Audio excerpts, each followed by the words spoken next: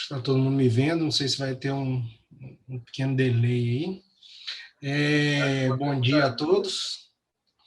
Meu nome é Cristiano de Magalhães. Eu vou apresentar para vocês aqui um pouquinho sobre o que eu estou estudando, né? Tenho estudado, né? A respeito de tanto indústria 4.0 quanto internet das coisas.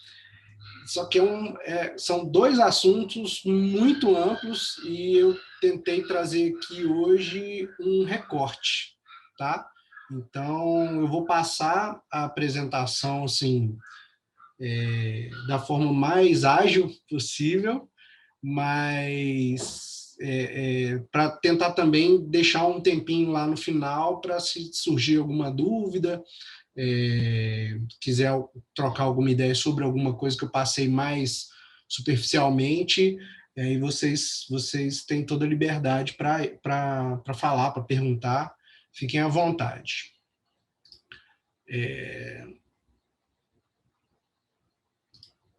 Deixa eu mudar aqui.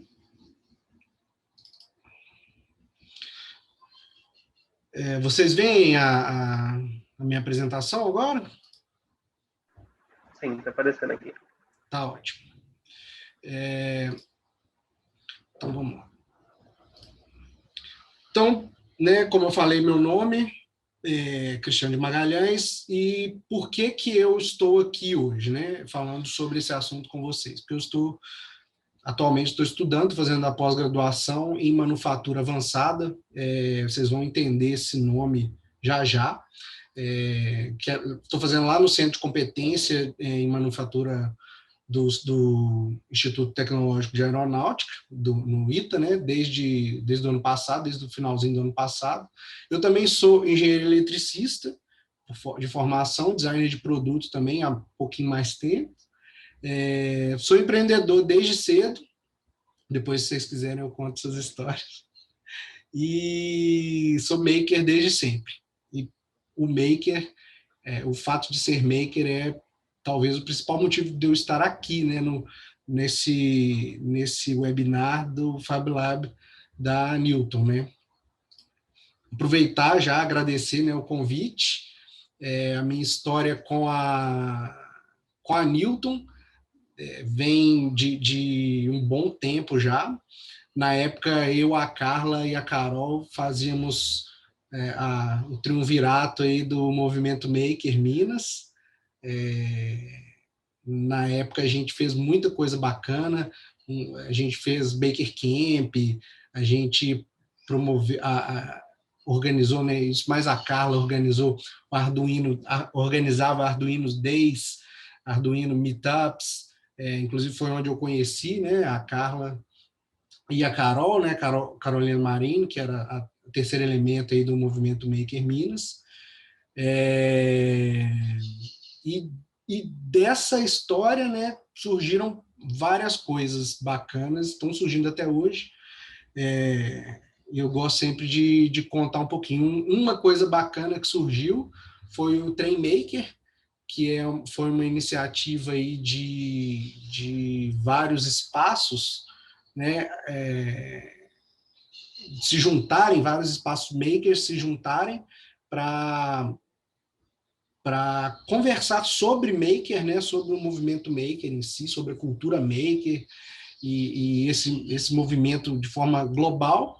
E acabou que agora, nessa época da pandemia, aí, o Trem Maker se destacou aí no cenário municipal e estadual com as ações aí de combate, de auxílio, né, ao combate ao Covid. Então, é uma coisa da qual eu orgulho muito, inclusive me orgulho muito de ter batizado, sem querer, o Trem Maker, né? Porque até então a gente tinha juntado um grupo, não tinha pretensão de virar um movimento, assim, uma coisa com site, era mais uma organização para a gente trocar ideia e se organizar mesmo, né, entre si, e acabou tomando essa proporção aí. Bacana.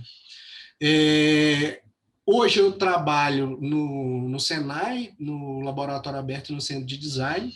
que fica lá no CIT. O CIT é hoje o maior centro de inovação e tecnologia de Minas Gerais. Ele passou por uma consultoria aí grande nos anos anteriores aí, para se tornar esse centro de referência nos moldes de centros de pesquisa de super tecnologia de ponta da Alemanha, né? Foi uma consultoria aí meio, vamos dizer assim, entre Senai, outros Senais, né, do Senai Nacional, o ITA e o Instituto Fraunhofer da Alemanha, que é esse centro de pesquisa. Deixa eu tentar colocar... Deixa eu ver aqui. Vou entrar um pouquinho na frente da apresentação para vocês me verem um pouquinho, eu vou saindo de vez em quando.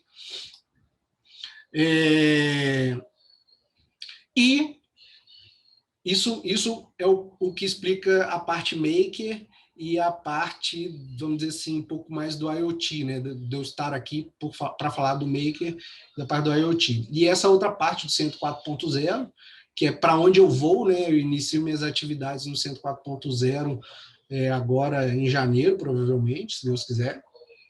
E o Centro 4.0 é o Centro de Desenvolvimento e Treinamento da Indústria 4.0 do Senai. E lá o principal foco é pesquisa, desenvolvimento, soluções, consultoria, criação. Aí já a minha atuação lá seria toda essa parte, né? Criação de cursos, treinamento, diversas, em todas as verticais da indústria 4.0, mas em especial IoT, engenharia e ciência de dados, inteligência artificial, machine learning e afins, robótica, esse tipo de tecnologia. Lá no Centro 4.0, né, existem vários cursos, né, eu fico tranquilo aqui de falar isso num seminário para Newton, porque não somos concorrentes, né? O Senai aí é uma rede privada de ensino, mas é voltada ao ensino técnico, né? Enquanto a Newton está aí no ensino superior, coisas que são complementares, principalmente na engenharia. Engenharia geralmente gosta de demandar profissionais que têm uma formação sólida técnica e também a formação nível superior, né? Então, aí são alguns cursos, né, que o Centro 4.0 desenvolveu, está ofertando no mercado, dentro dessa pegada aí de indústria 4.0. Eu tenho dedo meu em alguns aí, eu acredito, nem parei para contar não, mas tem bastante coisa aí, que eu já participei e tem mais coisas saindo. Mas então, deixa eu sair da tela aqui agora, de novo. Falar de revolução industrial e indústria 4.0 geralmente são coisas que se misturam, às vezes mais do que deveria, mas isso não é um problema, né? Existe uma diferença crucial, mas geralmente as pessoas misturam. Então, eu vou começar falando de indústria 4.0. Indústria 4.0, para falar de indústria 4.0, eu preciso passar antes pelo movimento mundial, né? Isso aqui é um slide que eu recortei, inclusive, de uma apresentação do meu chefe, que ele fez aí falando sobre a indústria 4.0, e eu achei muito bem colocadinho ali, muito bem encaixado. A indústria 4.0, deixa eu tentar voltar aqui. Pronto. A indústria 4.0 surgiu como Industrie 4.0, sei lá, que é a indústria 4.0 em alemão. Não sei falar, eu estou brincando, tá, gente? Eu não sei falar alemão, não. E esse termo é usado para definir uma coisa que é um programa nacional de desenvolvimento da indústria. Então, Indústria 4.0 é um programa alemão. Similar a ele, a gente tem a Manufacturing USA, que é um programa de Advanced Manufacturing, que é a manufatura avançada, que eu falei que é a respeito do nome do curso lá que eu estou fazendo. Eles adotaram, eu acredito que eles tenham adotado esse termo, né, para definir o curso, para justamente não causar essa confusão entre indústria 4.0 e revolução e quarta revolução industrial. Então, isso significa que não tem relação, não. Uma coisa tem uma simbiose, uma sinergia muito grande com a outra, mas só explicar que o termo aqui é bem diferente. E a mesma coisa, então, Indústria 4.0 é a mesma coisa que Manufacturing USA, ou Advanced Manufacturing, e é a mesma coisa que o programa Made in China 2025. Todos os três são programas, e eu trago esses três porque eles são extremamente similares em termos de propósito. A questão é, as nações economicamente perceberam que o futuro da indústria vai passar por essa quarta revolução industrial. E ninguém queria ficar para trás. Todos esses três aí, principalmente, tem mais agentes, né? Mas esses três são os que mais têm ações e propostas em comum. Todos eles perceberam que, se eles não tomassem se eles não assumissem um papel de protagonismo nessa revolução, né, que estava por vir, eles provavelmente iam ser jogados para trás e perder a relevância no cenário internacional. Então, por isso vem esse programa. O primeiro foi o da Alemanha, e logo em seguida, no mesmo ano, veio o dos Estados Unidos, que está sempre ali ligado, e rapidamente veio da China, não que ele não tivesse ligado, mas só calhou de vir no ano seguinte. Eu acredito que eles todos passem pela mesma linha de pensamento, saibam das mesmas coisas que estão acontecendo e tentem desenvolver isso junto. Bom, e o que significa esse plano? Esse plano é tornar a indústria, não só a indústria competitiva, utilizando-se da indústria 4.0, dos pilares e dos conceitos, mas também se tornar referência para a indústria 4.0. Eu vou explicar isso mais para frente. E a gente tem aqui no Brasil a Indústria 4.0, que é também um programa nacional, vocês conseguem ver, não sei se dá para ler aí, está pequenininho ali em cima, o Ministério da Indústria, Comércio e Serviços, do governo federal, junto com a BDI. Então, tem essa agenda brasileira para a Indústria 4.0. Qual que é a diferença principal entre essas três iniciais e a nossa Indústria 4.0? É justamente essa agenda.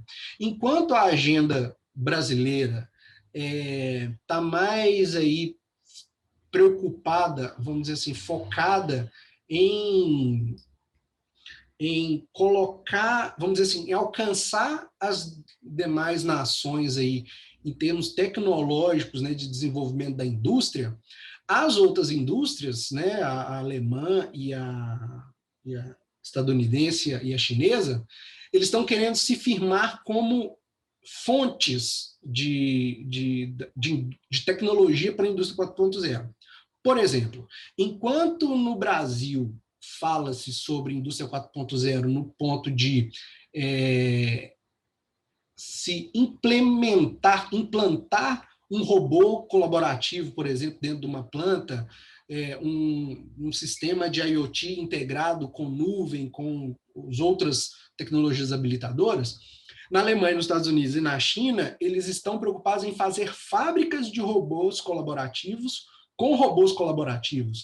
com IoT, né, conversando ali entre si, com cloud computing, com virtualização, com sistema cyberfísico, com tudo que envolve esse contexto de indústria 4.0. Então, eles estão querendo estar na quarta revolução industrial, produzindo tecnologia para a quarta revolução industrial e que deem suporte para isso. Ou seja, se a indústria no Brasil vai comprar um robô colaborativo, provavelmente vai escolher entre os fornecedores alemães, estadunidenses, chineses. Existem outros? Existem, mas estou falando deles porque esses países se propuseram propuseram um programa para fomentar a indústria nacional deles e, com isso, serem referência nesse quesito.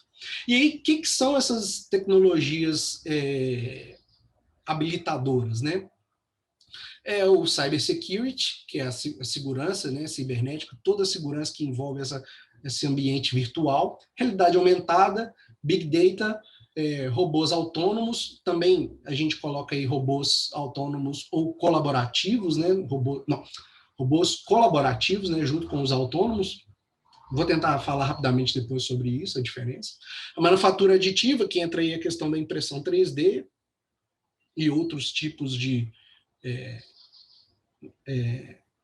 manufatura, outros tipos de impressão 3D, né, diferentemente do que aquela que a gente costuma encontrar, né, mas basicamente impressão 3D, simulação, integração de sistemas, que uma vez que você tem uma série de componentes digitais, né, computacionais, você precisa, para que você chegue na fábrica, na indústria perfeita, entre aspas, né, numa utopia aí, a integração total do sistema. Cloud Computing, que eu vou falar mais para frente também, com mais detalhe, mas basicamente você terceirizar o seu poder de computação, e cada dia mais a nuvem está ficando mais barata e compensando mais, né, tendo custo-benefício, aí, a relação custo-benefício muito melhor para a empresa. E a famosa aí, internet das coisas, nosso item aí de estudo hoje. Mas por que isso se diferencia da quarta revolução industrial? Ou o que isso tem a ver com a quarta revolução industrial? Geralmente, quando a gente fala de revolução industrial, a gente encontra imagens como essa daqui, por exemplo, que é a sequência, né? Falando da primeira revolução, da segunda, da terceira e da quarta. E agora, como a quarta já apelidaram aí de 4.0, apelidaram as outras retroativamente de 1.0, 2.0, 3.0, mas é a mesma coisa que primeira revolução industrial, segunda revolução industrial, terceira revolução industrial, quarta revolução industrial. Nessa imagem, a gente consegue ver que são atribuídos a cada era, né, cada revolução industrial, uma quantidade de tecnologia que caracterizou aquele período. A gente tem aí na 1.0 aí, mecanização, energia hidráulica, energia a vapor. Na 2, na segunda, produção em massa, linha de montagem e eletricidade. Na terceira, computador e automação. No quarto, sistema físico cibernético. Se eu pegar outra imagem, a gente tem aí também, bem parecido, né? Aprimoramento da máquina a vapor para a primeira ali, criação do tear, já é uma coisa mais específica, assim. Lá na segunda, a gente encontra aí a utilização do aço, que realmente foi uma coisa assim que mudou a relação do mundo com os objetos, né? A questão da energia elétrica, mas aí voltada para os motores elétricos, e aí já chega mais próximo do que de fato trouxe a diferença para o processo, aí, né? O que de fato causou revolução em relação ao movimento anterior. E os combustíveis derivados do petróleo também tem relevância, mas vocês vão ver que não é esse o ponto que eu acho que é o correto. E é bom eu lembrar aqui que não... Como a gente está falando de uma coisa que está acontecendo, né, a quarta revolução industrial está acontecendo, a história como uma ciência, né, uma disciplina aí de estudo, sempre teve dificuldade em classificar ou categorizar ou nomear o período presente, né? É muito difícil você estar lá no meio da Revolução Francesa e falar assim, estamos vivendo a Revolução Francesa. Você sabe que está acontecendo uma revolução, mas para definir que aquilo ali foi a Revolução Francesa, é meio que um passo posterior. Da mesma forma, a Revolução Industrial. Só se teve essa percepção de conjunto, né, de todos os fatores ali que moldaram, que foram cruciais para a primeira Revolução Industrial, um tempo depois. Provavelmente quando começou a segunda, que a galera começou a pensar retroativamente, assim, né? Mas o que aconteceu? O que mudou de lá para cá? Que é mais ou menos essa reflexão que a gente está fazendo aqui agora. Ali na terceira revolução já se fala ali de avanço da eletrônica e da robótica, e na quarta ali já entra o nome cyberfísico, aplicação da internet das coisas, né, e processo de manufatura descentralizados, que é uma coisa, um conjunto de palavrinhas que eu gosto bastante. Aí mais uma só para mostrar que são várias, né, vem um monte de coisas, mas ali, esse aqui já fala ali que hoje seria a produção inteligente. Eu acho que eu estou tampando a imagem. Produção inteligente incorporada com IoT, computação de nuvem, né, tecnologia de nuvem e Big Data. Tá chegando mais próximo do que eu estava imaginando. E aí, não na sequência, colocando aí o que lá a gente encontra lá na página lá do Indústria 4.0 do Brasil, falando aí sobre inteligência artificial, robótica, Big Data e mais. Beleza, não tem problema. Mas o que eu acho que seria o mais certo hoje em dia é esse aqui da nuvenzinha que está com a interrogação. E aí, o que é? Por quê? Porque ainda estamos na academia debatendo sobre o que define, né? O que se fala. Deixa eu voltar aqui para esse anterior, que esse aqui eu acho interessante, que na primeira Revolução Industrial é colocado mecânica. Mecânica é um negócio macro, mas que define bem, na minha percepção, a primeira Revolução Industrial. A segunda, elétrica. Beleza. Tem um motor elétrico? Tem. Tem a parte vamos dizer assim, da facilidade de se ter sistemas elétricos dentro de uma indústria em relação a sistemas a vapor? Tem, mas de forma macro a gente consegue resumir bem que é a elétrica, né? A elétrica foi um fator crucial ali.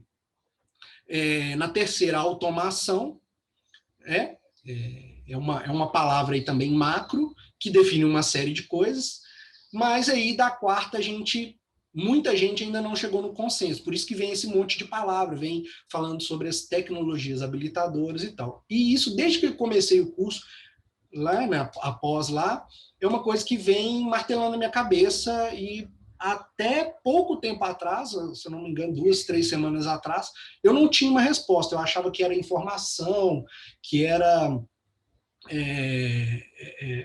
a inteligência em si, né, alguma coisa assim, mas eu não tinha essa ciência. Não que eu esteja certo, tá, gente? Eu volto a frisar. Mas isso é o que eu mais me deixou confortável de trazer para vocês aqui. E é o que eu enxergo que de fato faz a diferença, que é a autonomia. Eu vou falar um pouquinho aí sobre essa autonomia do ponto de vista vamos dizer assim, dos sistemas, né? De forma geral. Mas para isso eu preciso construir um pouco mais a ideia sobre o IoT. Então agora vamos lá para o IoT. Então, falando sobre a origem, né, do IoT e uma história muito breve, vou tentar ser muito breve aqui, muito mais breve, inclusive, do que as aulas que eu tive lá. Não que o conteúdo não seja relevante, é relevante, mas eu acredito que, a gente, né, principalmente que a gente não tem tempo, mas eu preciso passar algumas coisas de história, mesmo que seja muito rápido. Então, lá na frente, se alguém tiver alguma dúvida, me fala, mas eu preciso falar sobre algumas coisas.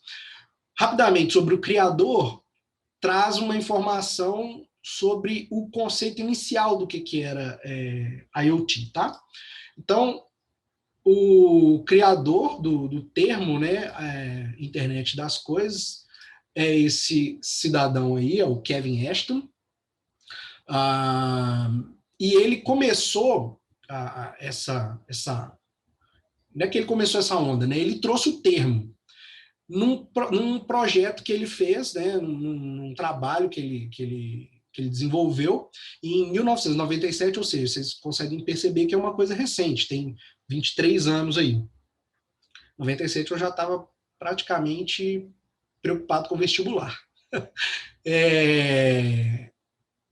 E esse trabalho dele envolvia basicamente RFID.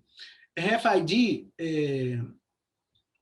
são tags, né? Eu vou falar grosso modo, né? Uma tecnologia de tags, onde você tem ali um coil, uma espécie de uma antena que consegue energizar um chip. No chip você consegue armazenar informação e essa informação consegue ser transmitida ali nesse mesmo processo de energização, né? Então você tem um dispositivo, uma antena que excita essa outra antena com energia, ela acessa o chip, manda uma informação através dessa antena também para essa antenona que deu a energia, a grosso modo, tá, gente? É parecido com o cartão de ônibus, né? Esses cartões que a gente chega aproximando, é similar ao NFC, que é o Near Field Communication, mas são protocolos diferentes, tem umas certas diferenças. Então, mas eu trouxe esse cara aí para mostrar que, no começo, a concepção, a ideia de IoT estava ligada, vamos dizer assim, pura e simplesmente a um objeto tendo uma informação, tá? Mas o que ele falou aí não deixa de ser muito verdade. Se você pensa que a IoT é uma buzzword, ou seja, uma palavrinha da moda, aí, uma palavrinha que veio só para causar burburinho, você e os seus negócios vão falhar miseravelmente, eu acrescentaria, tá? Porque é uma evolução sem volta. Então, rapidamente mesmo, viu, gente? Eu vou tentar passar muito dinamicamente. Eu não sei se eu consigo ver aqui alguém levantando a mão, alguma coisa assim, mas a gente pode voltar nisso no final também. Eu quero ganhar tempo aqui para a gente ver se consegue bater um papo aí no final, que eu acho que é a parte mais rica, né, desse tipo de evento. Então, na história, a gente tem aí 5 eras em relação a, vamos dizer assim, objetos, né? Começando aí na era do artefato, indo para a era das máquinas, era dos produtos em massa, era dos produtos personalizados e a era dos produtos conectados, que teoricamente é a que a gente vive hoje. Rapidamente, né? A era dos artefatos é basicamente para eu mostrar para vocês não subestimarem as tecnologias antigas. Deixa eu sair da frente aqui de novo. A gente tem a era dos artefatos aí mostrando para a gente que tudo que o ser humano desenvolve, que ele cria como ferramenta, é tecnologia. É só uma definição muito ampla, mas que eu te garanto que esse primeiro item aqui, que é de, sei lá, mais de 10 mil anos antes de Cristo, quando foi inventado, foi tão revolucionário quanto um iPhone para o pessoal da época. Por quê? Naquela época você tinha, sei lá, matar um bisão, que é tipo um boi, que o couro deve ser mais grosso que o do boi para comer, né? Para você se alimentar, você jogar lá na fogueira. E para você rasgar o couro na unha, devia ser uma coisa muito complicada. E aí com outros tipos de ferramentas também. Então, você vem com a tecnologia para facilitar a vida do homem, né? Então, ele lascou essa pedra aí e fez essa tipo uma faquinha, né? E isso revolucionou. Então, a tecnologia vem sempre revolucionando e melhorando, a maioria das vezes vem melhorando a vida do homem, né? Salvo algumas controvérsias aí, mas de forma geral vem melhorando a vida do homem. Então, só para mostrar que tudo é tecnologia. Ali, o penúltimo item ali é um tablet da época da era romana, aí, se não me engano, cerca de 50, 70 antes de Cristo. E essa última aí é a máquina de Anticítera, que é o primeiro, considerado hoje o primeiro computador analógico e planetário, é mais antigo de todos, né? Ele mais ou menos de 80 anos antes de Cristo. Ou seja, imagina você chegar lá na Suíça e ver os relógios suíços, né, com aquelas engrenagens e tal, e imaginar que isso pode ter tido um início, né, o tataravô desses relógios surgiu aí em 80 antes de Cristo.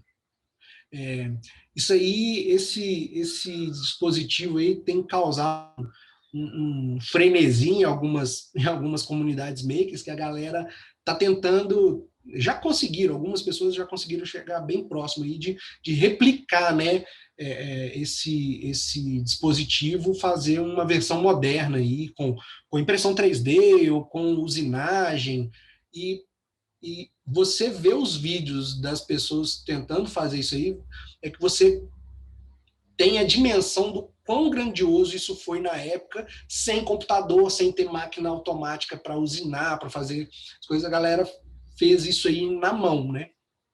A menos que a gente acredite aí em alienígenas deixando isso aí cair antes de decolar.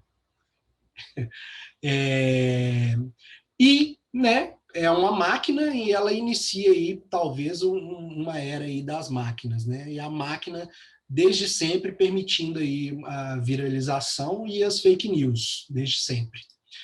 Por que viralização? A gente tem aí no início da era das máquinas aí a prensa. E a prensa foi o que permitiu, por exemplo, que é uma máquina, né? A máquina é onde você colocava os tipos móveis ali do Gutenberg, que é esse camarada com essa barba super distinta aí. Ele conseguiu, chama de prensa móvel, mas ela não é móvel por ser móvel, vocês conseguem ver o tamanho dela aí, e a parrudez, vamos dizer assim. Ela não se movimentava, o móvel aí é do tipo, né? Os tipos nela se movimentavam. Permitiu, por exemplo, uma grande revolução no mundo, na humanidade, que foi o surgimento do protestantismo. Esse outro camarada aí, super distinto, aí, com essa toga bacana e esse martelo, é a representação de Martim Lutero, fundador, né, sei lá, idealizador do protestantismo luterano, e ele pregando aí o hashtag textão na porta da igreja. Só que isso, né, ele colocando esse textão aí na porta da igreja, é simbólico, porque a igreja na época, e o poder que ela tinha, a igreja católica, que eu estou dizendo aqui agora, com o seu poder na época, poderia simplesmente ter obliterado a existência do Lutero. Eles poderiam ter cancelado o cara assim em 2 minutos. Mas o que aconteceu foi que ele usou da prensa, né? Não sei se é aquela ali do Gutenberg, mas uma coisa similar, para difundir suas ideias e alcançar um número de pessoas muito mais rápido do que a igreja conseguia silenciá-los. Então foi, vamos dizer assim, um dos virais mais importantes aí da história, um texto que viralizou, super importante. E aí a gente tem aí, na evolução dela, a impressora movida a vapor. Isso aí é provavelmente a tataravó das nossas HPs, das nossas Brothers, das nossas Epson, né, que a gente tem em casa, aquela que geralmente não funciona, a gente fica com vontade de matar, de chutar e isso aí. Essa aí não me parece muito agradável de chutar, porque ela deve ser toda feita de aço, ser robusta, deve doer o pé aí de chutar. Não sei se ela é tão instável assim quanto as outras. Mas, com o surgimento das máquinas, vem sempre o movimento contrário. Toda nova tecnologia traz o medo, né? Então, a gente tem aí, por exemplo, eu coloquei aí o nome ludismo e a imagem aí do Uber versus táxi. Quem não ouviu falar dessa treta atual aí, o surgimento do Uber causando a revolta dos taxistas e movimentos ao redor do mundo aí contrários à existência do Uber ou contrários à operação do Uber local, o que a gente sabe historicamente que é uma bobagem você lutar contra a tecnologia. O ludismo na época foi um movimento onde os trabalhadores iam para as fábricas quebrar os teares, né, as novas máquinas, porque tinham a ideia de que aquilo ali estava trazendo prejuízo, né, estava mandando pessoas embora, e estava mesmo. Mas o benefício que a tecnologia traz de forma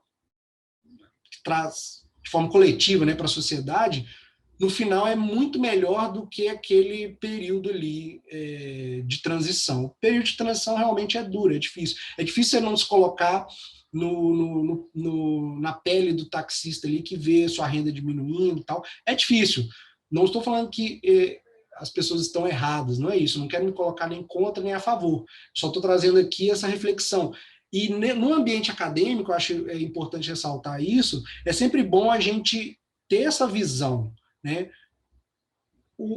Uma coisa que é legal a gente saber sempre sobre tecnologia é que o ser humano está na programação, no código-fonte do ser humano, aí, do DNA, dos seres humanos, pelo menos da maioria que está viva hoje, esse medo da novidade, medo da mudança e medo do desconhecido, que provavelmente, as hipóteses é que provavelmente lá atrás os nossos tataravós foram os medrosos que sobreviveram e que se procriaram e que propagaram o gene do medo e dessa aversão ao novo. Então, dentro do ambiente acadêmico, é bom, eu gosto de ressaltar isso, porque tem que ser um esforço objetivo nosso lutar contra esse instinto natural, talvez, de ir contra a tecnologia e tentar cada vez mais abraçar a tecnologia e tentar fazer com que a tecnologia cumpra um papel social interessante para nós. Então, essa é mais o fundamento mesmo. Agora eu vou só passar curiosidades, né? Isso aí, para vocês verem, são as linhas telefônicas no surgimento, aí, na popularização das linhas telefônicas. Você precisava de um fio para cada telefone. Então, para cada casa aí que tinha um telefone, tinha um fio que tinha que ir até a central e que tinha que chegar na outra ponta. Que a tecnologia depois consertou, né? Corrigiu, melhorou. Mas isso aí é um bom exemplo. Primeiro, a gente tem que passar por isso para depois chegar hoje no celular. Se na hora que surgiu esse monte de fio aí, todo mundo tivesse brigado, que enfeiou, deixou a cidade muito feia e tal, tem que brigar, tá? Tem que brigar, tem que buscar os valores aí. Mas tem que entender também que certas coisas têm que acontecer para que a evolução surja, para que ela ocorra. Se não tivesse tido isso aí, a gente não estava hoje onde a gente está. E da massificação é só para mostrar que, a partir do momento que veio a industrialização de forma massiva, trouxe produtos, né, de forma massiva para dentro de casa, a tecnologia foi uma coisa muito, muito presente na vida e, arrisco dizer, mais impressionante do que, quando a gente para pensar, mais impressionante em tempos remotos do que a gente costuma ter noção. Por exemplo, em 1889, né, no século XVIII, de forma geral, século XIX, era muito comum terem feiras mundiais, né? Igual tem no filme aí dos Vingadores, se eu não me engano, não é Vingadores, não, é no Capitão América. Tem a feira mundial, tem o pai do Tony Stark lá apresentando um carro com rodas que fazem ele flutuar, né? Até não dar certo. Ele fala, ó, é para um protótipo. Existe essas feiras. Na de 1889 foi quando eles montaram a Torre Eiffel, que está lá até hoje. Era para ser temporário e está lá até hoje. Vocês veem a robustez da tecnologia da época. Isso aqui, eu não sei se vai dar para vocês verem, deixa eu sair da frente. A animação é uma esteira rolante instalada nas ruas de Paris em 1900. Então, assim, galera, era para se esperar que hoje, 2020, ou seja, 120 anos depois, a gente tivesse isso para tudo quanto é lado. E mal a gente vê isso no aeroporto, por exemplo. Em alguns aeroportos, né? Então, tá. Até aí a gente chega nos objetos personalizados, que eu coloquei uma imagem de brincadeira aí do Fortnite, a personalização do personagem, mas hoje é fácil a gente ver que é fácil, não é fácil, não, desculpa, é simples a gente ver a personalização dos produtos, porque você tem objetos aí da proporção de um carro, né, que custa 40, 60 mil reais aí até mais, né, sendo personalizado. Você vai lá comprar um carro, você pode escolher a cor, se tem ar-condicionado, se não tem, se vidro é elétrico, não tem, direção hidráulica, se a roda é assim, se a roda é assada. Então, você tem uma certa personalização do produto que você vai comprar. Isso fora roupa, né? Coisas mais simples assim, teoricamente, são muito mais fáceis de ser personalizadas. Eu trouxe o exemplo do carro para falar de uma coisa que teoricamente seria difícil. E a gente chega nos objetos conectados, só que, a princípio, os objetos conectados estão conectados a você, né? Sempre passa por nós essa conexão, né? A Alexa está aí, o Echo Dot aí, permitindo que a Alexa interaja, mas ela está interagindo com você também, né? E eu vou chegar no IoT, o IoT não é para falar muito sobre essa conexão com você, já seria uma espécie de próximo passo. Isso, gente, novamente na minha concepção aí do que eu venho estudando aí, mas não significa que eu estou certo, tá? É um conhecimento que está aí na beirada do desenvolvimento, né? Nos limites aí do conhecimento, está sendo desenvolvido agora, então, sei lá, amanhã a gente pode acordar e bastante coisa que eu falei aqui está errado.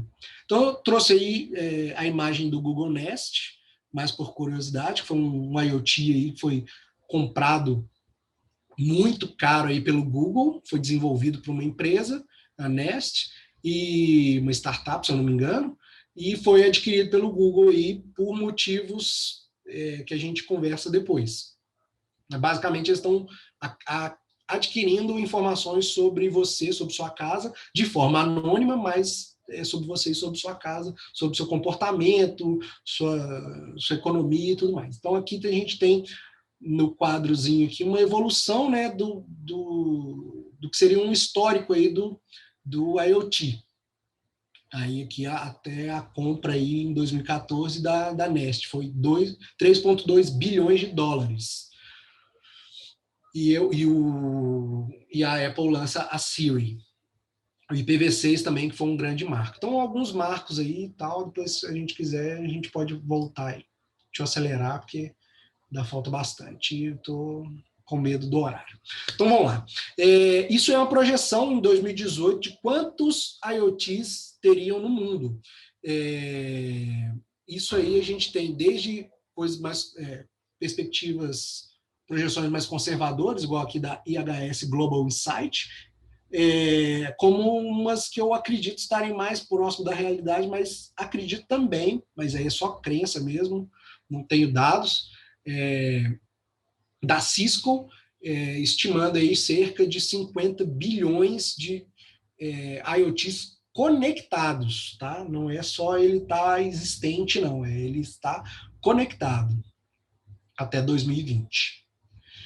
Provavelmente 2020 trouxe aí uma mudança, uma queda em algumas projeções, né, por conta de motivos óbvios de pandemia, mas acontece.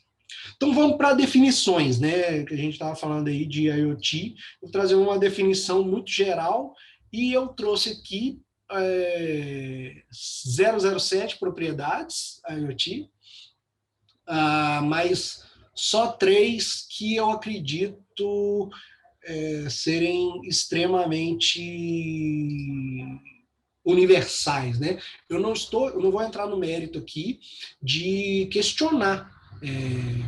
Tem pessoas com muito mais horas de estudo aí que eu que delimitaram isso aí, eu estou trazendo para vocês. Mas, para mim, o principal é essa primeira aí, ser o IoT, né, os dispositivos capazes de IoT, serem pervasivos e serem ubíquos.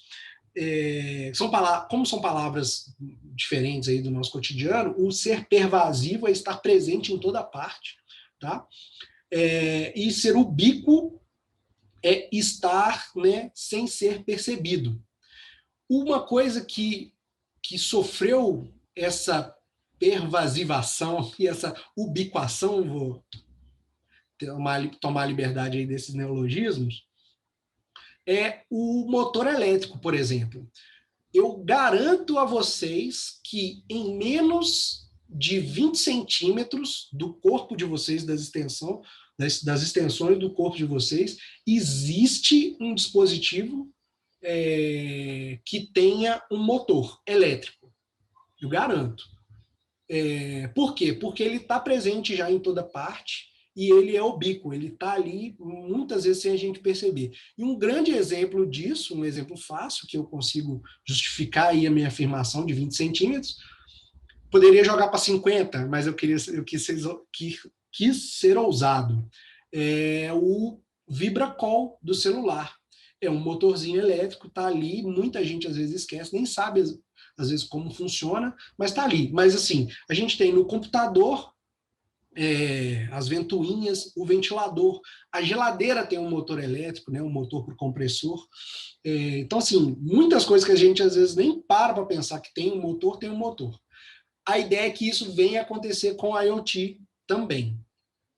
E já tem na geladeira, né, já tem geladeiras conectadas, então, né, o caminho está seguindo aí. Individualização, socialização, transparência e persistência são termos aí mais voltados para a integração, né? Transparência, por exemplo, é você conseguir saber do IoT, saber todas as informações que ele está passando e ser rastreável, esse tipo de coisa. Mas para a gente aqui, principalmente para a gente ficar ainda nesse macro e ser generalista o suficiente, vamos falar de inteligência pontual e inteligência coletiva. E eu vou voltar nesses dois já, mas só a título de raciocínio, mostrar aqui. Para a implementação do IoT, surgiram barreiras. Não, deixa eu voltar, desculpa. Eu estou meio indeciso, mas eu já estava meio indeciso, mas vamos falar assim. Inteligência pontual é o seguinte, é você ter um dispositivo que ele tem certa inteligência. E aí, inteligência, me deem a licença para falar sobre a inteligência da forma que ela melhor se adequar ao tópico. Por quê? Porque a inteligência hoje é muito debatida. O que é inteligência? Desde coisas muito rasas a coisas muito avançadas podem ser consideradas inteligência, mas aqui a gente vai usar no mais raso, desde o mais raso, né, até o mais avançado. Por exemplo, Dentro dessa concepção, né, um dispositivo, por exemplo, um ventilador inteligente, entre aspas, aí, seria inteligente ao perceber que ficou calor, né, que tem um sensor que sentiu um aumento de temperatura e ligou. Ou uma lâmpada que percebeu que está ficando escuro e ligou. Essa é uma inteligência programada? Porque provavelmente quem vai setar essa quantidade de escurecimento ou o que é calor é o ser humano. Mas é uma coisa que a gente vai considerar ali como inteligência pontual, tá? Para esse raciocínio aqui. Inteligência coletiva é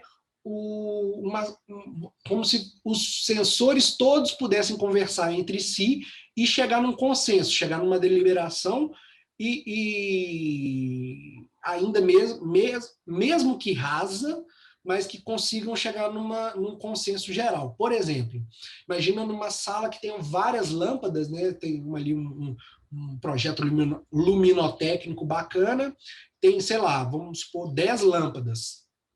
E aí, num canto da sala, o sensor de uma das lâmpadas está medindo mais escuro. Só que todas ali estão medindo claridades diferentes.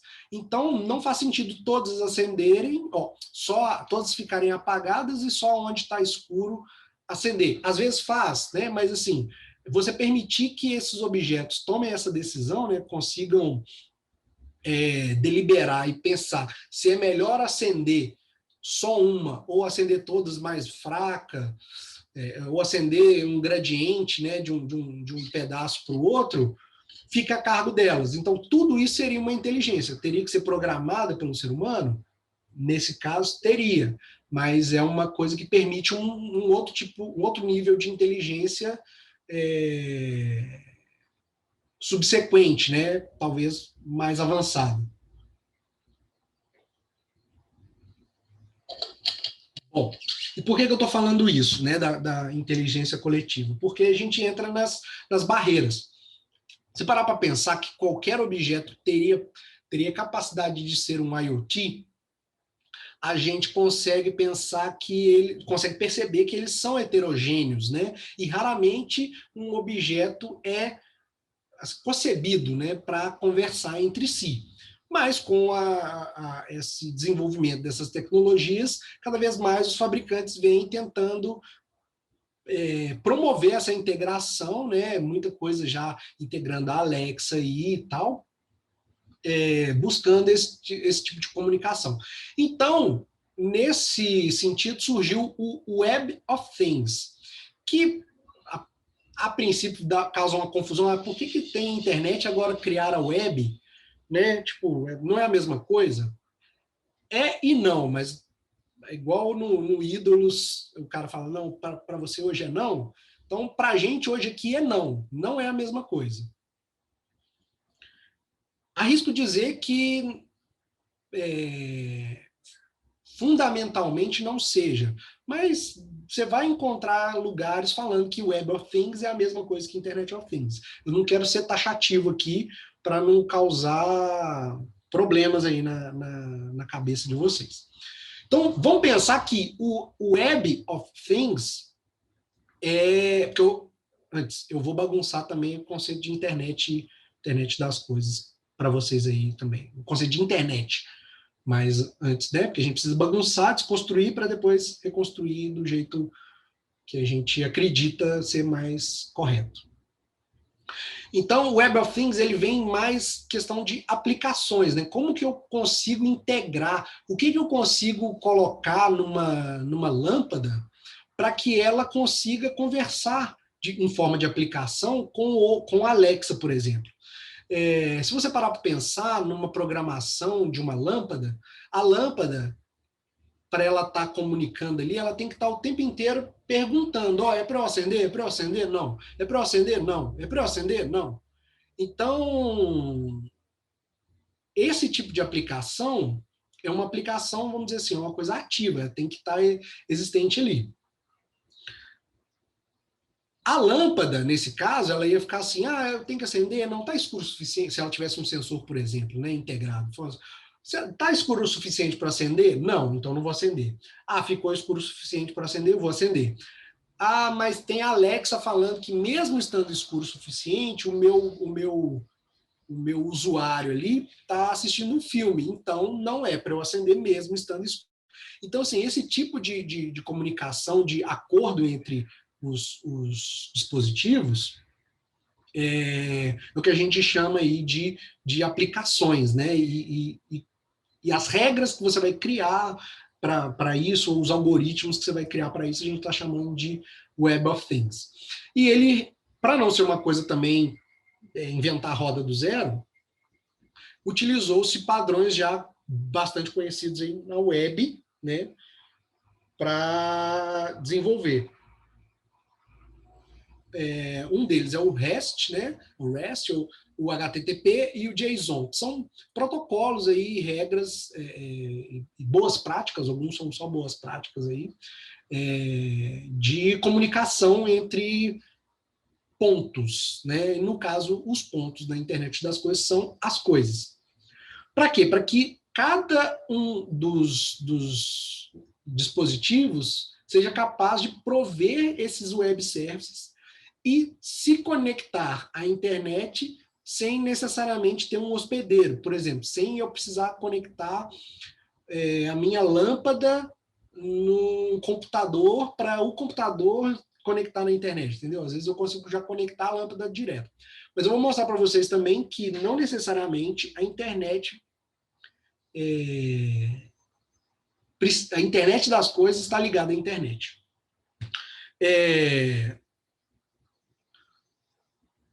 O termo internet surgiu numa época, no surgimento da internet, surgiu nessa época, você não tinha redes de computadores muito bem difundidas. Você tinha redes de computadores internas, né? Você tinha dentro de um centro de pesquisa, às vezes você já tinha ali uma rede, computadores ligados em rede. Então você tinha uma rede interna, ou uma intranet. Com o desenvolvimento, né, a internet tem lá a sua origem militar e tal, com essa necessidade de comunicar setores, né, entre si, surgiu a internet, que é a conexão entre redes, né? Então, inter de estar fora, né? Igual intermunicipal, interestadual, né? Entre municípios que não estão contidos um dentro do outro, né? Então, são diferentes, né? A internet esse nome vem do mesmo jeito. Só que internet, nesse caso, poderia se chamar Haroldo, né? Do Calvin Haroldo, por exemplo. É um nome. Pensa em internet como um nome, não como definição. E a internet das coisas, esse internet da internet das coisas, dissociado desse Haroldo, desse outro nome. Por quê? Porque a internet da internet das coisas não necessariamente é a internet da nossa internet, essa que está permitindo que a gente converse, que a gente se veja e que a gente interaja. Como assim, Cristiano? Como assim? A internet, muita gente não sabe, ela é um complexo tecnológico distribuído ao redor do mundo. Essas linhas em vermelho são cabos que passam cabo, é um fio mesmo, dessa grossura, assim, do diâmetro da minha cabeça, ou mais largo, inclusive, mais, né? Que passam aí no fundo do mar. Vem um navio desenrolando um carretel e passa. E isso liga um servidor em outro, um nó, né? um super nó em outro super nó, e vai ramificando o nó até chegar no nosso ponto de internet em casa. Então, isso vai para um mega servidor que vai distribuir para outros servidores, tipo da Claro, da Vivo, da Oi, da não sei o que, da NET e tal, até chegar nas nossas casas. Isso é a internet. A internet, eu vou colocar aqui internet com I maiúsculo, tá? Que é o nome próprio. Porque, igual eu falei, poderia chamar Haroldo. Essa mega estrutura, né, descentralizada. mas convencionou-se chamar de internet. A internet das coisas você pode enxergar que são dispositivos que estão criando redes, e aí é muito abstrato você pensar em que tipo, o que define um conjunto. É tipo assim, você fala assim, não, eu tenho amigos. Tá, você tem um grupo de amigos. Sei lá, 700 pessoas no seu Facebook. Você conhece todas. Você tem 700 amigos. Só que os seus amigos, você tem ali os amigos que são mais próximos, os amigos da faculdade, os amigos do trabalho. Você tem grupos. Se você pegar uma rede para criar uma rede entre os seus amigos e ele englobar todos os seus amigos, você falar que todo mundo que está aqui dentro é a parte de dentro, você vai ter uma interrede, né? uma intra-rede, desculpa. Uma rede interna dos seus contatos, vai colocar pessoas em contato umas com as outras, beleza. Só que se você define que como grupo, um grupo menor, a interação entre grupos diferentes de seus amigos, por exemplo, na sua festa de aniversário, que você convidou 700 pessoas, as mesas poderiam ser os grupinhos, os intragrupos, e a interação entre mesas ali ser os intergrupos, né? E essa rede, a internet. Então, imagina que cada mesa ali tem um sisteminha. Então, você tem, por exemplo, dentro de uma casa, você pode ter um quarto, o seu quarto aí, quarto de casal, com uma luminária, um ar-condicionado, uma Alexa, né, um Echo Dot ali, sei lá, um Google, não sei o quê, fazendo uma redezinha ali. E lá na sala você tem outro. Da perspectiva dos grupinhos, você tem uma internet, uma interrede entre esses dois grupos. Tá? Só para deixar esse conceito claro. Por quê? Porque o dispositivo, o que é um dispositivo IoT não é muito claro. E aí eu trago para vocês aqui, por exemplo, o Arduino. O Arduino hoje, convencionadamente, não sei se existe essa palavra, convencionadamente ele não é um IoT. Inclusive, na página do Arduino, esse modelo aí, o Uno, né, o clássico famosão, ele não aparece na hora que você clica lá na aba de IoT.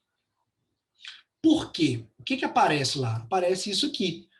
O Nano 33 IoT, o MKR Fox 1200, o MKR One 1300, né? Vários outros Arduinos, né, aparecem aí como dispositivos IoT. Mas não tem um Uno? Tem um Uno. É esse aí, ó. Esse aí é o Uno Wi-Fi. Então, o que tem de diferença entre o Uno e o Uno Wi-Fi? Está no nome. É o Wi-Fi aqui, ó. Vocês veem aqui que o Uno são essas características aqui que eles colocam, e o Wi-Fi define aqui para Arduino lá o que é IoT. Por quê? Porque, de fato, é um conceito abstrato. O dispositivo... a minha bicicleta é um IoT? Não. Mas se eu colocar um Arduino com Wi-Fi, ela vai ser? Pode ser, pode vir a ser.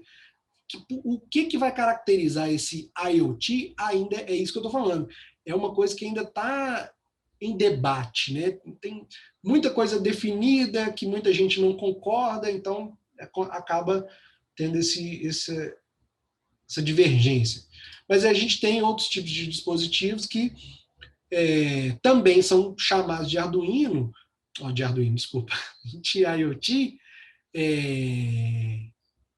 muito mais poderosos, por exemplo, aí o Raspberry, mas que eles podem desempenhar outros papéis dentro de uma arquitetura IoT, por exemplo. Eu vou falar disso já já. Mas qual que é a importância do IoT? Né? Por que o IoT é importante no contexto tanto da indústria quanto da vida pessoal e tal? O IoT vem por quê? Porque você precisa fazer sensores e dispositivos, né, e atuadores conversarem entre si, jogar dados para serem processados na nuvem, né, através de computação de nuvem, e ou alimentar inteligência artificial ou serem alimentados e comandados por resultados de inteligência artificial.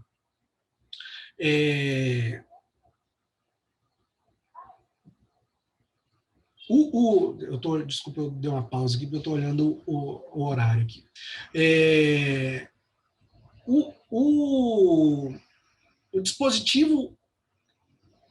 Vamos pensar, uma bicicleta. O que é interessante da bicicleta se tornar um IoT?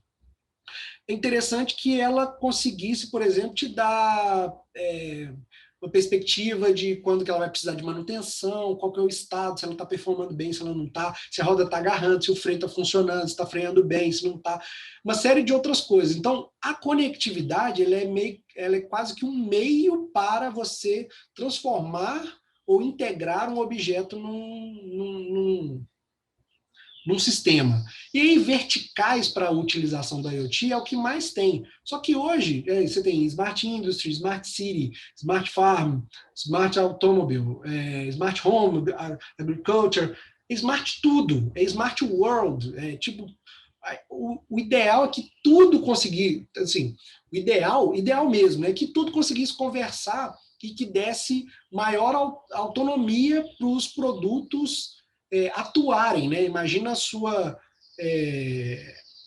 cozinha percebe que está suja, além do que você definiu ali como limite, até aqui eu aturo, a partir daqui já não aceito mais essa bagunça. E ela se organizar, se arrumar sozinha. É meio que esse o papel do IoT dentro do universo industrial. É esse papel, não só o papel, né, mas assim, é o sonho, né? É a utopia. Eu quero que um dia minha indústria consiga rodar sem que de forma sozinha, de forma autônoma. Só que eu posso sair colocando Arduino lá, a torta direito, automatizando tudo? Mais ou menos. Por quê? Porque se não forem etapas do processo que envolvam segurança de pessoas, principalmente, né, o Arduino vai te servir muito bem. Mas, hoje em dia, a gente tem dispositivos que são IoTs industriais, que a gente chama de IIoT, né, que é Industrial Internet of Things, que são basicamente Arduinos mais parrudos, ou não só parrudos, mas assim, com mais laudos de segurança entregues, né? Então, assim, você tem uma confiabilidade maior, você tem garantia de menores erros de leitura, de melhor entrega de comunicações, né? Então, você tem uma série de outros atributos que fazem esses dispositivos serem aceitáveis dentro de um ambiente industrial que principalmente vai se preocupar com a segurança. Você quer integrar um braço robótico lá com outro processo, mas você não quer que o braço robótico dê uma porrada no ser humano que está passando ali desavisado. E junto com isso, igual lá no Arduino, a gente viu que o Arduino, entre o Arduino e o Arduino IoT, a diferença é o Wi-Fi, aqui na internet das coisas industriais, os protocolos também mudam, não só essa parte de segurança, de confiabilidade muda, mas também os protocolos de comunicação mais adequados para as realidades das indústria da agropecuária, por exemplo, né, o LoRa aí, que é uma tecnologia long range, né, de longo alcance, alguns de baixa potência, de baixo consumo energético, para você poder, às vezes, por exemplo, monitorar a umidade no solo de uma plantação inteira, né, com poucos dispositivos, né, gastando pouco. Só que tudo isso tem que ser integrado, né? O IoT vem seguindo essa linha de raciocínio, ele vem para promover essa integração, promover essa autonomia. E aí, com isso, a gente chega nos conceitos de Edge Computing, Fog Computing e Cloud Computing. Vou passar rapidamente também, porque, só para vocês saberem, né, mas isso é mais importante quando você vai implementar. Mas eu queria que vocês entendessem que ainda também, em relação a isso, existem divergências. Tem gente que fala que Fog Computing e Edge Computing é a mesma coisa. O fog é uma brincadeira ali de neblina, né? Tipo assim, antes de virar nuvem, é uma neblina. O Edge já fala de limite, né? De aresta, né? De demarcação ali, de beirada, né? Do seu dispositivo. Então, assim, é mais o que você vai subir para a nuvem, o que você não vai subir, o que precisa ser processado. Porque, por exemplo, você tem, às vezes, um processo, principalmente na indústria, né? Que você demanda agilidade, você demanda um real time, né? Uma coisa rápida ali, uma decisão rápida.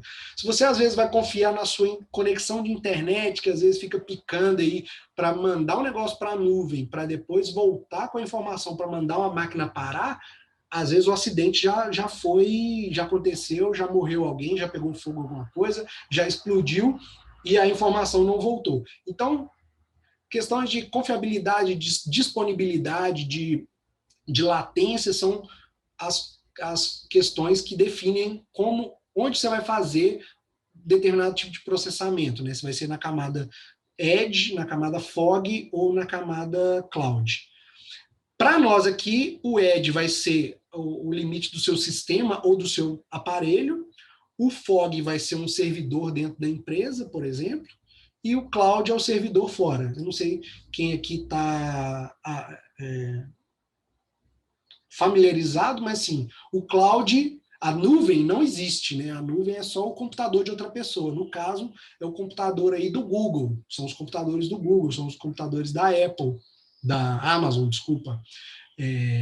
Isso aqui é um cloud, né? É um monte de computador num formato aí de rack, ligados em rede e disponibilizados para a gente, para as empresas e tal. E, apesar de longe, né, são máquinas extremamente confiáveis, tem protocolo de segurança, protocolo de backup que muitas pessoas comuns não têm, né? Então é mais fácil você perder um arquivo que está na sua máquina, debaixo do seu braço ali, você está protegendo, do que você perder, às vezes, um arquivo que está na nuvem, a menos que você esqueça onde você guardou e a senha, né? E só para ver que é um computador mesmo, isso aí é um monte de Mac Mini, né? Um servidor de Mac Minis. Mas e aí, qual que é a parada do IoT? Então, a parada, né, o grande barato aí do IoT no contexto da indústria é, no futuro, você conseguir permitir que um dispositivo converse com o outro, que um dispositivo fale ali, por exemplo, dentro de uma empresa, uma lixeira industrial, né, que está ali com um monte de refúgio de peça, né? Pegou, estampou ali uma peça, cortou uma moedinha, sei lá, o resto caiu na lixeira, a lixeira falar para a empilhadeira que faz o descarte, assim, ó, tô cheia aqui, vem aqui me esvaziar. Aí a empilhadeira vai lá sozinha, sabe onde ela tá, a lixeira pega ela ali e dá sequência ali, esvazia, manda para reciclagem e tal, sem a necessidade de um operador, liberando o operador para funções que demandam mais o intelecto das pessoas. Isso é um movimento que provavelmente vai se expandir, vai chegar na casa das pessoas. Quem não quer ir um robozinho aspirando a casa, deixando sua casa limpa, tranquila, lave seu banheiro, se pudesse fazer a comida, né? Os Jetsons, né? A vida dos Jetsons lá. É o robô liberando você para viver a sua vida sem preocupar com as atividades mais que podem ser delegadas a outras máquinas. Por exemplo, há muito tempo atrás, você precisava de um escravo lá no Egito, lá, para abanar. Hoje em dia você tem a máquina, que é o ventilador, que faz isso para você. O ventilador ainda não é inteligente, mas é melhor que se use um ventilador do que você contratar uma pessoa para ficar te abanando, né? Igual hoje acontece aí, contratam-se pessoas para ficar segurando placa na rua. é um trabalho, é legal, é bom que exista essa oportunidade para as pessoas ganharem dinheiro, mas assim, será que se não existissem essas oportunidades, não existiriam outras melhores, mais legais, menos que demandassem menos das pessoas, né, fisicamente, que cansasse menos, né, que expusesse menos as pessoas a riscos, né, de ser atropelado, outras coisas assim? Eu acredito na tecnologia. E é isso aí é o porquê. Por que que as pessoas, as indústrias, os programas, os países todos querem chegar nessa indústria 4.0, nessa revolução industrial? Porque eles querem chegar ali no 5, no nível 5 ali de inteligência, controle de inteligência aqui, né, nesse eixo aqui, eixo X, nesse eixo Y negativo aqui invertido, no 5 aqui é grau de automação. Você quer que ele seja o mais automatizado possível e o mais inteligente, que ele possa comandar a própria automação, né? E seja autônomo, né? Com isso, com essa inteligência, com essa automação, ele seja autônomo, ele tenha uma autonomia para decidir o que vai fazer. Por exemplo, o cara lá, o futuro dono da Apple, tá lá dormindo, aí o amigo dele liga e fala assim, nossa, você viu o que aconteceu de madrugada? Não vi não. A tendência agora é todo mundo tá querendo comprar iPhone verde-limão. Aí ele falou, não, beleza, provavelmente a minha fábrica já está produzindo. Mas como assim provavelmente? Você não sabe? Não, se as pessoas estão querendo, a minha fábrica está produzindo. E aí ele entra lá por curiosidade, vê, e de fato a fábrica dele estaria produzindo. Se é uma coisa que as pessoas queriam, ela estaria produzindo. Isso é utópico? Hoje é. Muita coisa que já foi utópica antigamente, né? Helicóptero, o próprio avião, né? Já foi utópico, foi inimaginável na cabeça de algumas pessoas. Mas um dia isso pode vir a ser realidade, né? E caminha-se muito para que seja. Mas você vê que hoje aí o suprassumo, né? A parte, o tipo de empresa mais avançado tecnologicamente do mundo são as fábricas de semicondutores, né? Que são os chips, né? Os processadores e tal. E eles estão ali no 3 4, né? Ou no 4 3, né? No 4 de inteligência e no 3 ali de automação. E as outras aqui em cada uma nas outras áreas assim. E aí eu trouxe uma imagem que eu achei aqui da fábrica do futuro. Essa aqui não é a fábrica do futuro, essa já é a fábrica do presente. Deixa eu mudar, deixa eu sair daqui e para o outro lado da tela. Essa aqui já é a fábrica do presente, já existem fábricas operando exatamente desse jeito aí, com wearable, com visão computacional, com robôs colaborativos, com IoT, com tudo. Você vê aí o RFID do Kevin lá, foi em 97 que ele estava fazendo o projeto. Então, hoje já tem muita coisa disso e o futuro está mais para essa imagem aqui, buscar esses 5 aqui, do que essa imagenzinha aqui desse futuro que já é um presente. Nossa, 11h02, eu só tenho a agradecer e não estou limitado a esse horário, eu não sei se tem alguém com esse limite de hora, mas eu estou aqui, não só agora, mas futuramente, aí, se vocês quiserem entrar em contato comigo, em outros canais, estou aí à disposição. E estou aqui para perguntas.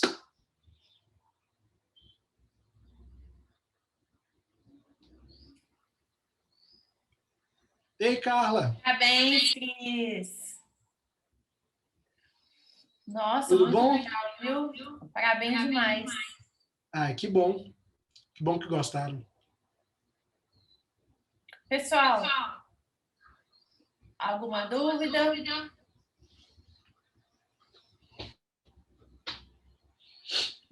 Eles são assim, tá bom, Cris? Eles são muito todo mundo. Não, eu entendo bem. Isso aí não tem problema, não. Eu não sei se eu fiz alguma coisa errada aqui de mutar, mas eu tentei não mexer em nada aí da... Não. Você foi ótimo. Mas é isso, então. Eu acho que ninguém está querendo perguntar nada, não. Mas, assim, sabe, parabéns pelo seu conteúdo, que foi muito, muito, muito rico. Que bom. Obrigada por essa pesquisa, por esse, sabe, link mesmo, sabe, passado, presente, futuro. Isso, sabe, eu acho isso ótimo, assim.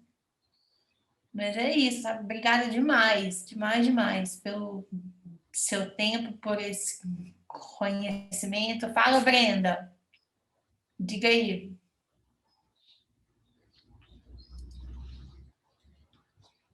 Acho que ela está mandando mensagem para todos aqui, eu não sei. Alguma dúvida? Ô, Carla, vai ficar gravado isso em algum lugar? Vai Vai ficar... sim. Está sendo gravado, na verdade. Não, desculpa, vai ficar Está sendo disponível? gravado. Sim, a gente coloca isso lá na nossa página depois, tá bom? Joia. Põe isso lá no nosso Maravilha. canal e eu Maravilha. te mando esse link, tá? Beleza. Eu agradeci a você, não sei se você estava na hora da apresentação, mas obrigado aí pelo convite. É sempre bom falar aqui, falar no FabLab, né, nas Ah, outros pois é. eventos, sempre... Ó, chegou uma pergunta aí, ó. Sim. Olha aí, Cris. Como você vê as novas tendências de eletros? Tá. Eu acho que aí é uma visão extremamente particular, tá? Mas, assim, os eletrodomésticos provavelmente vão passar agora, nesse futuro próximo, sim, é,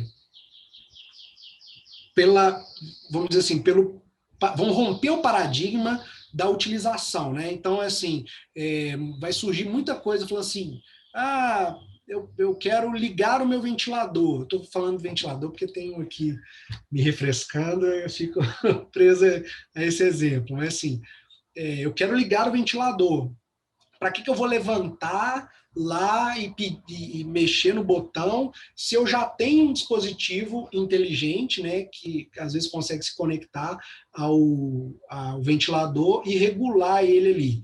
Então, muito provavelmente os eletrodomésticos todos vão passar primeiro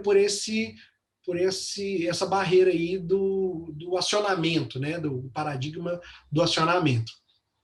E o que eu acho é que, na sequência, que cada vez surjam métodos e formas de inteligência artificial para entender o cotidiano das pessoas.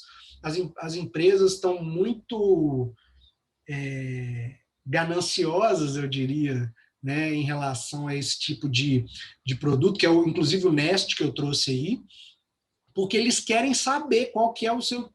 Eles querem saber mais sobre você enquanto consumidor. Qual que é o seu tipo de, quais são os seus hábitos de consumo, quais são os seus hábitos do dia a dia? Por quê? Porque eles querem criar produtos para te oferecer, para te vender, para fazer você, para tornar o seu dia melhor, né? Claro, mas para fazer com que isso gere lucro para eles. Então, eles vão te entregar sempre algum tipo de comodidade, e eu acredito que o próximo aí é já antecipar algumas coisas na sua rotina, a cafeteira que vai fazer o café, não só vai fazer o café na hora que você acorda, mas já vai pegar ali alguma coisa de como foi seu sono, de como você vai acordar, de qual vai ser o seu humor ali no começo da manhã, e escolher o tipo de café melhor para você. Ou se vai ser um café, ou se vai ser um chá, ou se vai ser um chocolate quente. Ele às vezes mediu a sua temperatura, viu que você,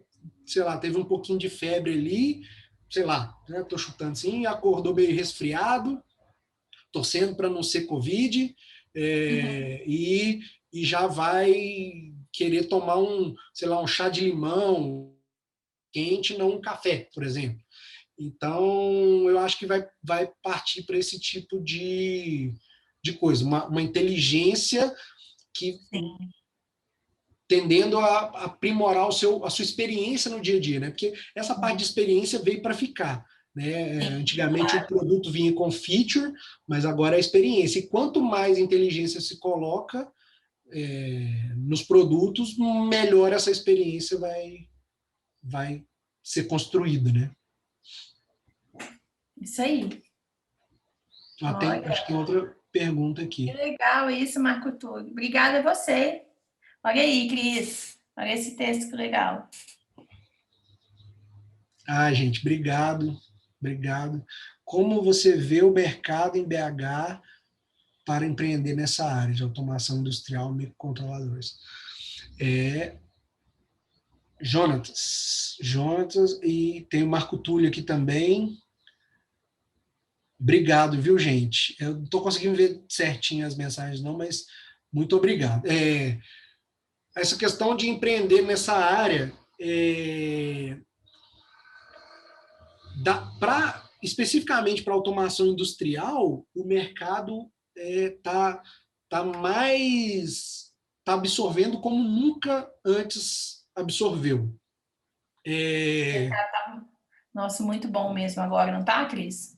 Tá, assim, por exemplo, lá no Senai a gente desenvolveu 2 cursos de Arduino. As empresas que souberam, né, do curso, né, o curso técnico, né,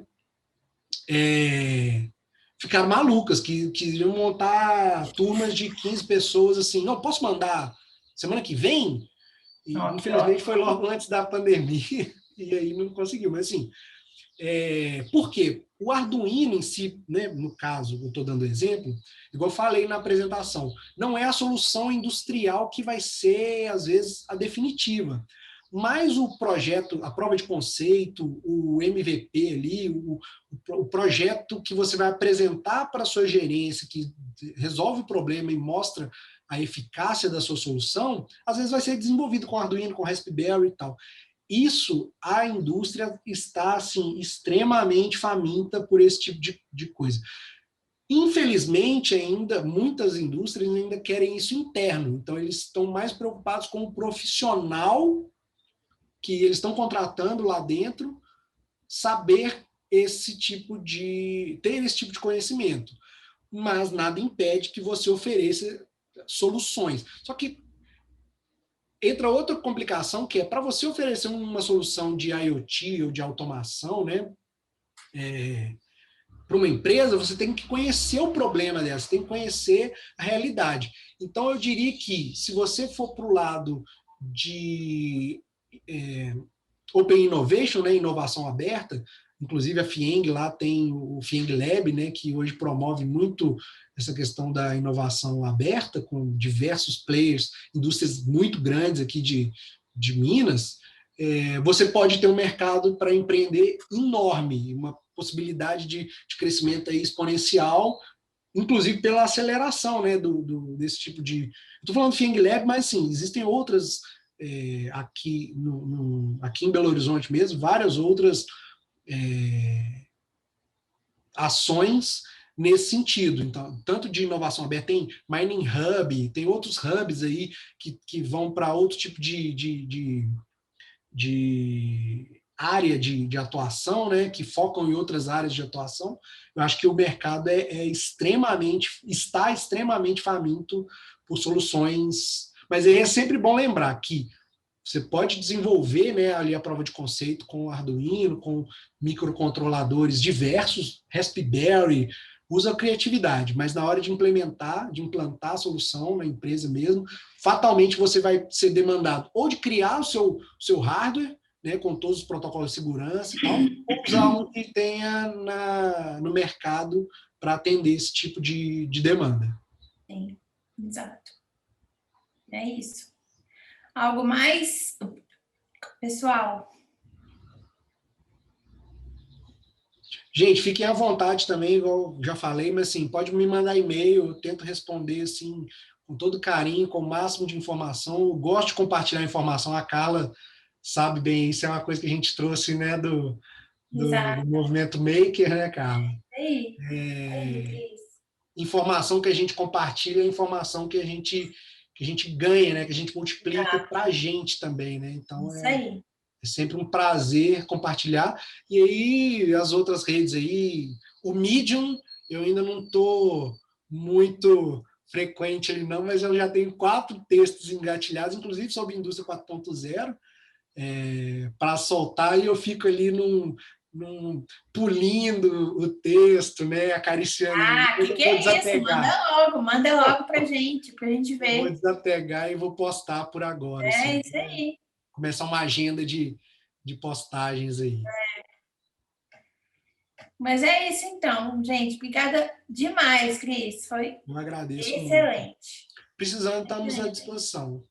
Então tá. Obrigada, pessoal. Obrigado, Tchau, gente, pela tchau. atenção. Tchau.